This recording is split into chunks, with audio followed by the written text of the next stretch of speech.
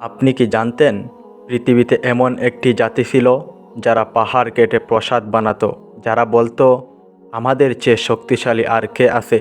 কিন্তু যখন আকাশ থেকে আদেশ এলো তখন তাদের সেই প্রাসাদ মাটির নিচে চাপা পড়ে গেল। হজরত নূহ আলাইসাল্লামের পর আরেকটি জাতি উদিত হয়েছিল, আদ জাতি। তারা ইমান ও ওমানের মধ্যবর্তী অঞ্চলের আহকাফ নামক স্থানে বসবাস করত। তাদের শহরের নাম ছিল ইরাম জাতুল ইমাদ, অর্থাৎ সুউচ্চ স্তম্ভ সমৃদ্ধ শহর, যেটি আকাশ স্পর্শ করে ফেলত। তাদের শরীর পাহাড়ের মতো শক্তিশালী ছিল, উচ্চতা মেঘ ছুঁয়ে ফেলত এবং তাদের অহংকার আকাশ বিদীর্ণ করত। তারা বলতো, আমরাই এই পৃথিবীর উত্তরাধিকারী এবং চিরকাল থাকব। আহকাফ মরুভূমির বালিতে তাদের নগরী দূর দূরান্ত পর্যন্ত বিস্তৃত ছিল। তাদের ঘোড়ার পায়ের আওয়াজে জমিন কেঁপে উঠত। রাতের বেলায় তাদের প্রদীপের আলো দূর থেকে দেখা যেত, যেন তাদের শহর ছিল জমিনের মুকুট। তারা সভা সমাবেশে বলতো, আমাদের মতো আর কেউ জন্মাবে না। তাদের শিশুরাও অল্প বয়সেই পাথর তুলে নিজেদের শক্তি দেখাতো, আর বৃদ্ধরা গর্ব করে বলতো, আমাদের সন্তানরাও একদিন পাহাড়কে নত করবে। এই জাতির একটি অদ্ভুত বিশ্বাস ছিল। তারা ভাবত বাতাস তাদের দাস। তাদের যুবকরা উপত্যকার মাঝে দাঁড়িয়ে হাত ছড়িয়ে বলতো, বাতাস আমাদের শরীর অনুসরণ করে। বয়স্ক লোকেরা গর্ব করে বলতো, আমাদের পূর্বপুরুষরা বাতাসের দিকও পাল্টে দিত।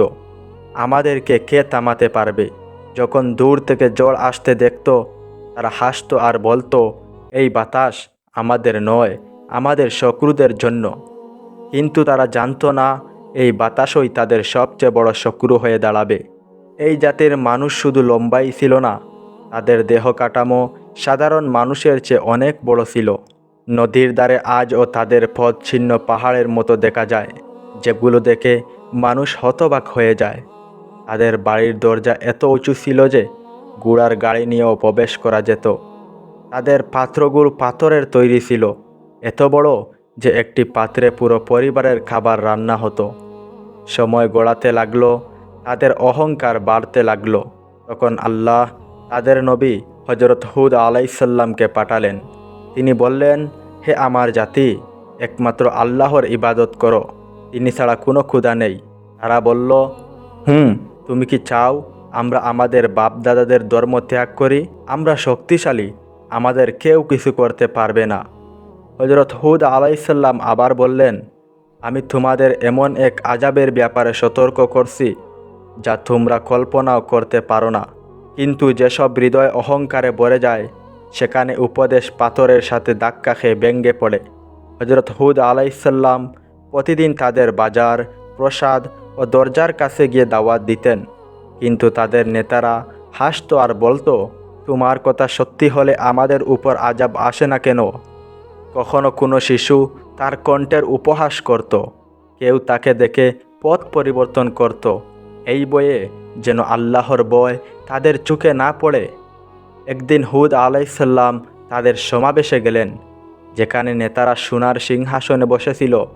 তিনি বললেন, আল্লাহর সৃষ্টি ও কুদরত দেখো, তোমাদের শক্তি কিছুই না। কিন্তু তাদের নেতারা হাসল এবং বলল, এসব ফালতু কথা বন্ধ করো, যদি আযাব আসে আমরা নিজেদের শক্তি দিয়েই থামিয়ে দেব। আযাবের কিছুদিন আগে আহকাফ উপত্যকায় এক অদ্ভুত দৃশ্য দেখা গেল। রাতে আকাশে এক গভীর আওয়াজ হলো, না মেঘ গর্জন করলো, না বিদ্যুৎ চমকালো, কিন্তু মনে হলো কেউ দূর থেকে ডাকছে। আদ জাতির মানুষ বলল, এটা তো পাহাড়ের আওয়াজ। হুদ আলাইসাল্লাম বললেন, এটি রহমতের ডাক নয়, এটি সতর্কতা। পরের দিন রাতে জমিন সামান্য কেঁপে উঠল, এতটাই সামান্য যে কেবল পশুরা বিচলিত হলো। মানুষ হাসল, দেখো জমিন ও আমাদের ভয় পায়।